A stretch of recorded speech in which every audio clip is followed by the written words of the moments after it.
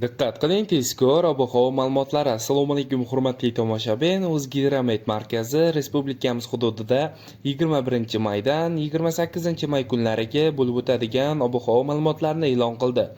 Bunga ko'ra, Qoraqalpog'iston Respublikasi, Xorazm, Buxoro, Navoiy viloyatlarida havo biroz bulutli bo'ladi. Ba'zi joylarda yomg'ir yog'adi, momaqaldiroq bo'lishi mumkin. Faqatgina 25, 27 hamda 28-may kunlari yog'ingarchiliklar kutilmaydi. G'arbiy shamol yo'nalishini o'zgartirib, sharqdan sekundiga 7-12 metr sekund tezlikda esadi. Ba'zi joylarda shamolning tezligi 13-18 metrgacha kuchayishi mumkin. Chang to'zonlar ko'tariladi.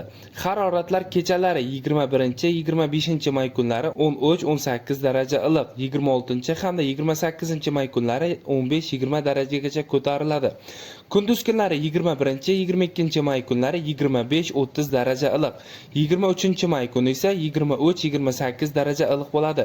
24-dan 28 may kunlariga esa haroratlar 29 darajadan 34 darajagacha ko'tarilib turadi. Toshkent, Samarqand, Jizzax, Sirdaryo, Qashqadaryo hamda Surxondaryo viloyatlarida ham havo biroz bulutli bo'ladi. Ba'zi joylarda yomg'ir yog'adi. 21-23 may kunlari ayrim joylarda kuchli bo'lishi kutilmoqda. Momaqaldiroq bo'lishi mumkin, faqatgina 26-25 may kunlari yog'ingarchiliklar kutilmaydi. Shamol sharqdan sekundiga 7-12 metr sekund tezlikda esadi. Ba'zi joylarda shamolning tezligi 13-18 metrgacha kuchayishi mumkin. Haroratlar kechalari 21-24 may kunlari 15-20 daraja iliq, 25 hamda 28 may kunlari esa 13-18 daraja iliq bo'ladi.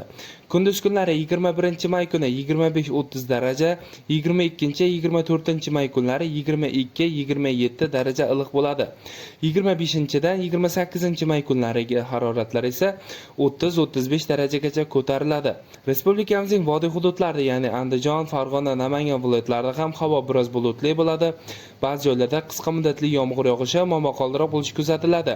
Faqatgina 25-26 may kunlari yog'ingarchiliklar kutilmaydi. Shamol o'zgaruvchan yo'nalishda 5-10 metr sekund tezlikda esadi.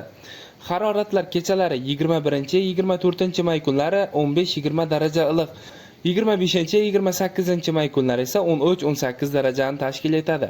Kunduz kunlari 21-22 may kunlari 25-30 daraja iliq, 23-24 may kunlari esa 23-28 daraja tashkil etadi.